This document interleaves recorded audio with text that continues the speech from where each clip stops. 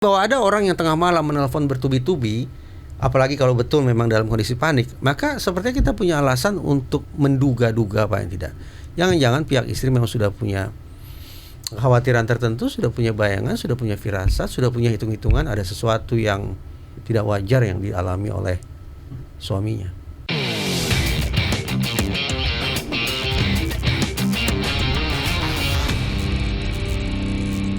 Pekan sudah sejak ditemukannya jenazah diplomat muda Arya Daru Pangayunan di kamar kosnya, namun sampai saat ini penyebab pasti kematiannya belum terungkap. Bola liar bergulirnya kayak cannonball, macam-macam, terutama bagi netizen yang sekarang semuanya pengamat. Ya, dan saya hari ini berusaha untuk tidak banyak tertawa tenisu, karena saya menganggap ini masalah yang sangat serius. Betul. Makanya kita hadirkan narasumber yang serius juga.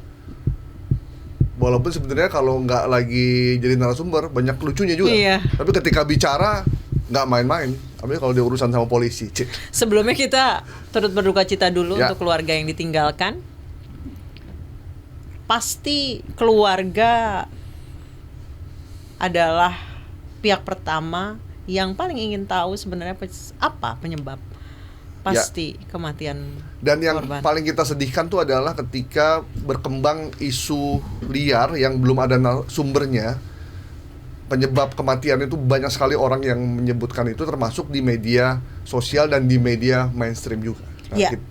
Sekarang kita harus berempati ya, terutama dengan keluarga yang ditinggalkan. Janganlah menyebut hal-hal yang sensitif tanpa bukti dan juga narasumber yang capable. Kalau dulu mulutmu harimaumu, sekarang Jempolmu harimau. Nah, kita tanya sama narasumber kita, Mas Reza Indragiri Amlir. Apa kabar, Mas? Alhamdulillah, Mas. Alhamdulillah. Normatif akhirnya tetap harus bilang alhamdulillah kan. Ya, benar. Tapi saya pikir saya juga ingin mengulurkan duka cita tidak hanya ke keluarga. Peristiwa yang menyedihkan ini menghubungkan saya kembali dengan teman-teman lama saya. Karena saya pernah kerja di Deplu sebagai diplomat. Boleh percaya boleh tidak? Serius, Mas? Iya. Serius, Mas? Nah, akhirnya teman-teman lama menghubungi saya dan kita saling berbagi perasaan dan bertukar pikiran tentang kasus ini. Saya tahu persis bagaimana teman-teman di Deplu dikumpulkan sedemikian rupa, mungkin untuk saling menguatkan satu sama lain, sehingga izinkan saya juga untuk menyampaikan empati dan belasungkawa ke keluarga besar Kementerian Luar Negeri, dulunya Departemen Luar Negeri. Oke, Mas. Tapi ada juga pertanyaan, kenapa kok Kementerian Luar Negeri terkesan ya tidak banyak memberikan empati, Atau tidak banyak berkomentar? atau memang menjaga privasi? Pak Menlu juga belum komen sama sekali, baru jubir dan juga dirjennya Arya ya, Dirjen Pelindungan WNI. Kalau Mas Reza melihatnya ini memberikan keleluasaan atau ada sesuatu situasi kebatinan apa sebenarnya? Saya tidak tahu persis, tetapi begini, saya ingat sejak 0 km masuk ke Deplu sebagai diplomat, kami diwanti-wanti betul agar selalu cermat dalam berbahasa, dalam bertutur kata, dalam berkomunikasi dengan publik. Memang tidak seleluasa orang kebanyakan gitu. Pilihan kata, redaksional kalimat itu harus sangat-sangat cermat. Barangkali kehati-hatian ekstra itu pula yang saat ini tengah dipraktekkan oleh teman-teman di Deplu. Mereka sudah terkondisi sekian lama untuk berkomunikasi dalam konteks internasional. Ya, saya kuliah hubungan internasional, jadi saya paham benar kata-kata tuh. Betul, dalam isu-isu internasional mereka sangat fasih, disaring, sekaligus cermat. Tapi untuk isu-isu lokal, apalagi isu-isu privat, saya pikir mereka mungkin memilih untuk menjaga jarak, sekaligus ya secara normatif memberikan kesempatan kepada otoritas penegakan hukum. Tapi ini sudah 2 minggu untuk satu pembunuhan yang ada tempatnya, ada korbannya, semua bukti ada. Ini terlampau lama atau? Terlalu lama kalau kita masih berpatokan pada teori segitiga kejahatan. Yang Mas Gaib katakan tadi itu teori segitiga kejahatan. Kita asumsikan TKP-nya di situ, berarti korbannya ada di situ, dan niscaya jejak pelakunya juga ada di situ. Nah, kalau kemudian rumusannya sederhana itu, maka hitung-hitungan di atas kertas tidak sulit dong bagi pihak kepolisian untuk menemukan siapa pelakunya, karena jejaknya ada di situ. Kalau kita pakai asumsi bahwa almarhum meninggal akibat pembunuhan. Tapi kan ada data global yang menunjukkan clearance rate angka pengungkapan kasus pembunuhan secara global itu turun. Yang kita bisa pahami berarti tingkat kompleksitas kasus pembunuhan semakin lama semakin tinggi. Sementara kecakapan otoritas penegakan hukum untuk mengungkap kasus pembunuhan justru tidak berbanding lurus. Karena itu sekali lagi clearance rate-nya, angka pengungkapannya turun.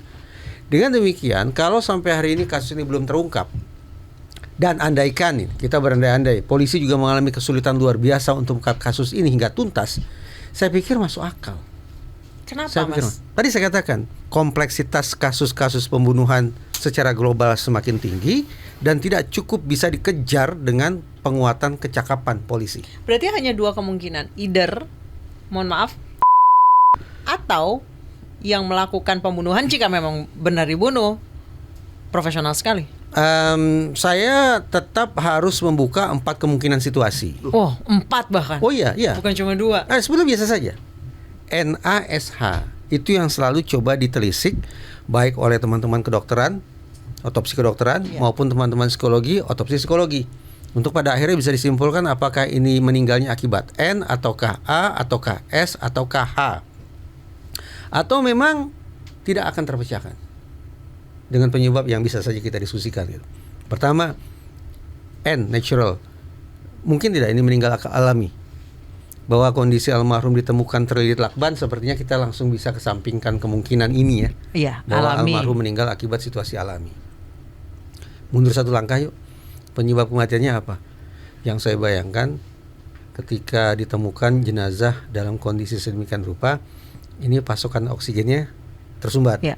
Tidak ada oksigen gitu ya. Itu penyebab kematiannya. Tapi kondisi tersumbatnya pasokan oksigen itu berlangsung dalam situasi seperti apa? Barusan kita sudah tinjau kemungkinan situasi alami. Bisa kita kesampingkan. Kemungkinan kedua apa? Bunuh diri. Berarti yang bersangkutan berkehendak untuk menghabisi dirinya sendiri. Mungkin tidak, ya mungkin saja. Ya contoh-contohnya sudah banyak lah ya. Ada Robin Williams, ada Marlia Hardy. Mas Gaib, tahu Marlia Hardy, Mas? Yang suka main sandiwara TVRI kan? TVRI. Ingat ya Marlia Hardy? Kalau Robin Williams ya. Iya. Saya ingat tuh, Mas Gaib, seminggu setelah Marlia Hardy berpulang, itu langsung tersebar kasetnya, Mas. Sandiwara meninggalnya Marlia Hardy. Kan kalau kita dengar radio, Mas, kayak dengar Trijaya itu kan imajinasi kita jadi lebih mengerikan tuh, Mas. Daripada berita yang sesungguhnya. Nah, saya masih terhantui oleh sandiwara kematian itu berbulan-bulan, Mas. Waktu saya masih kecil. Itu contoh tentang bagaimana seseorang akhirnya menggunakan cara menyumbat pasokan oksigen, tapi berdasarkan keinginan mereka sendiri untuk mengakhiri hidup. Nah, apakah ini mungkin? Sekali lagi mungkin. Kenapa mungkin? Kita masuk ke kemungkinan ketiga. Pembunuhan. Bukan pembunuhan sebetulnya. Istilah yang tepat homicide itu adalah meninggalnya seseorang akibat perbuatan orang lain. Perbuatan orang lain itu bisa berupa pembunuhan berencana, atau penganiayaan mengakibatkan orang meninggal dunia, pengeroyokan dan seterusnya. Kalau kita anggap pelakunya lebih dari 1. Dalam kasus ini kalau dianggap pembunuhan, pelakunya berapa orang? Saya tidak tahu. Tetapi kata polisi, lingkungan bersih, tidak ada tanda-tanda kekerasan pada tubuh korban, tidak ada kerusakan di pintu, di jendela, di tempat tidur dan seterusnya. Kata petugas jaga kos yang melakukan patroli juga situasi biasa-biasa saja. Hasil rekaman CCTV juga sejauh ini yang beredar di publik tidak menunjukkan sesuatu yang mencurigakan. Hasil kemungkinan pembunuhan seolah bisa dikesampingkan, berarti justru kembali ke kemungkinan kedua, yaitu tapi ada kemungkinan yang keempat, accident. Yang bersangkutan tidak punya niatan untuk mengakhiri hidup, sedang melakukan suatu aktivitas, apapun aktivitas itu, tapi tiba-tiba berlangsung situasi yang sekonyong-konyong datangnya dan tidak terkendali. Begitu tidak terkendalinya sampai-sampai berakibat fatal pada diri yang bersangkutan sendiri. Itu namanya kecelakaan. Ada tidak contohnya? Juga banyak. Yang paling bisa kita bayangkan ya Fir'aun. Fir'aun kan mengejar Nabi Musa tuh, melakukan suatu aktivitas.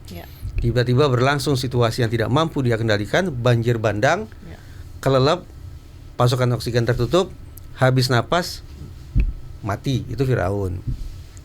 Contoh yang lebih dramatis ada juga David Carradine, film kungfu. Udah lahir belum?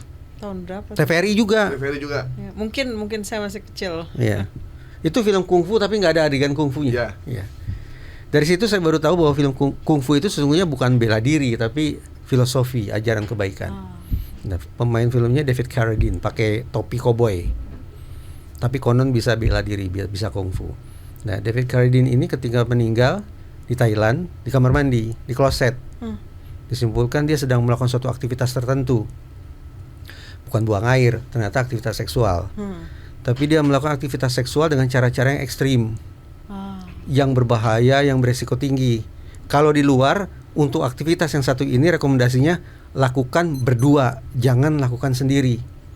Karena kalau berdua, seandainya sudah sampai titik kritis ada yang bisa bantu. Tapi kalau dilakukan sendiri bisa berakibat kematian. Karena situasi kritisnya tidak bisa dihentikan. Nah, dari 4 kemungkinan tadi, almarhum meninggal karena apa nih sekarang Arya? Saya tidak tahu. Karena itu harus diinvestigasi. Walaupun dari sekian contoh yang disebutkan Mas Reza tidak ada yang dilakban ya, dia tidak yang di ekstrim secara gini. Memang sejauh ini saya belum pernah menemukan ada kasus pakai lakban, kasus pembunuhan pakai lakban, meninggal dunia apalagi secara alami nggak mungkin pakai lakban. Tapi secara kebetulan ada sejumlah riset tentang kecelakaan, meninggalnya seseorang akibat kecelakaan dengan pakai, intinya adalah menutup kepala atau bahkan menutup dari ujung kepala sampai ujung kaki. Kecelakaan apa itu? Yang saya ceritakan barusan tuh. Yang nomor 4 itu. Yang nomor 4 itu. Yang sayang beribu sayang memang asosiasinya pada aktivitas seksual. Sekali lagi ini saya tidak bercerita tentang almarhum ya. Saya hanya ingin mengatakan bahwa ada riset justru tentang meninggalnya seseorang akibat kecelakaan dengan cara menutup kepala sedemikian rupa atau bahkan menutup dari ujung kepala sampai ujung kaki untuk sebuah aktivitas seksual. Kan saat ini jadi bola liar ya di masyarakat. Ada yang bilang karena pekerjaannya sebagai di Direktorat Perlindungan WNI, saksi kasus judi online di luar negeri menyelamatkan WNI, bahkan katanya ini pasti gara-gara nge-spill yang kemarin istri pejabat liburan sampai ke hal sereceh itu. Ya sekarang semua orang bisa berkomentar ya karena semua ada di ujung jari, di ujung jempol kita. Mas Reza, apa sih yang harus dilakukan polisi? Haruskah polisi membeberkan mungkin hasil seperti apa? Karena sekarang hal-hal seperti itu justru hanya kayak bukti kematian baru diplomat muda. Tapi ketika saya baca, ya nggak ada yang baru juga. Dan bukan polisi sumbernya. Iya. Jadi hanya sekedar clickbait. Kalau yang alami tadi sudah kita singgung ya. Sepertinya ini bisa kita nihilkan kemungkinan satu ini. Terus bagaimana ya caranya kita menelisik kemungkinan seseorang meninggal akibat saya selalu katakan gini. Saya bukan orang yang memberikan pembenaran apapun terhadap jadi dengan alasan apapun, dengan motif apapun, tetap saya anggap sebagai sebuah keputusan yang salah. Tapi andaikan tetap ada orang yang memilih untuk mengambil keputusan yang salah itu, yaitu mengakhiri hidupnya sendiri, saya katakan sudah bertahun-tahun ini. Coba bikin catatan terakhir deh. Tulisan terakhir tuh, pesan terakhir. Tujuannya untuk apa? Ya untuk membantu otoritas penegakan hukum agar tidak berkepanjangan sehingga memunculkan kesempatan bagi terpantul-pantulnya bola liar. Dan juga bisa sesegera mungkin meneduhkan hati keluarga karena tahu pasti bahwa anggota keluarga mereka meninggal karena apa. Kalau catatan terakhir tidak ada, coba cek media sosial. Semua orang kan hari ini sepertinya punya media sosial tuh. Cek ada tidak narasi-narasi gelap di sana. Tidak ada, Mas. Saya udah cek semua. Sudah cek. Nah. Dia terakhir jual mobil. Nah, karena mau pindah ke Helsinki. Cek komunikasi dengan orang-orang terdekat. Ada tidak mulai pemikiran-pemikiran, berbagi cerita tentang kehilangan, tentang keterpisahan, dan seterusnya. Nah, istrinya tuh agak panik ketika almarhum ini hilang kontak. Padahal ya saya Mas Reza, Mas Gaib menikah sudah begitu lama. Kalau misalnya hilang kontak, lagi pisah kota hilang kontak, sehari 2 hari mah biasa gitu. Ini hanya beberapa jam saja. Dari mall ketika dia membeli perlengkapan, setelah itu tidak ada komunikasi. Perlengkapan apa? Perlengkapan baju katanya. Baju buat pergi ke buat penempatan. Penempatan. Ya. itu agak panik. Itu panik sampai nyuruh pegawai kosnya untuk nelpon. Itu hal yang wajar kah? Justru mungkin bisa kita tafsirkan bahwa seolah seakan-akan istrinya namanya belahan jiwa, sudah dekat sekian lama, mungkin sudah punya pemikiran, sudah punya bayangan, sudah punya firasat tentang sesuatu yang tidak wajar yang berlangsung pada diri suaminya. Makanya jadi panik. Iya, saya bayangkan begini. Begitu ditelepon tidak mengangkat karena itu malam hari gitu ya. Yang lazimnya secara manusiawi orang kan akan memilih untuk istirahat kan, tidur kan. Saya bayangkan secara subjektif memang ketika yang bersangkutan tidak bisa ditelepon pada malam hari, tengah malam tidak bisa ditelepon, dini hari tidak bisa ditelepon, apalagi sih kemungkinannya kalau bukan yang bersangkutan memang sedang istirahat, sedang tidur. Sehingga dipilihlah, oke, saya berikan kesempatan untuk tidur, untuk istirahat, besok pagi akan saya coba kontak kembali. Yang saya bayangkan begitu. Tapi bahwa ada orang yang tengah malam menelpon bertubi-tubi, apalagi kalau betul memang dalam kondisi panik, maka sepertinya kita punya alasan untuk menduga-duga apa yang tidak. Jangan-jangan pihak istri memang sudah punya kekhawatiran tertentu, sudah punya bayangan, sudah punya firasat, sudah punya hitung-hitungan, ada sesuatu yang tidak wajar yang dialami oleh suaminya. Alih-alih memberikan kesempatan untuk beristirahat, tapi seolah terus-menerus ingin dikontrol, dimonitor kondisinya.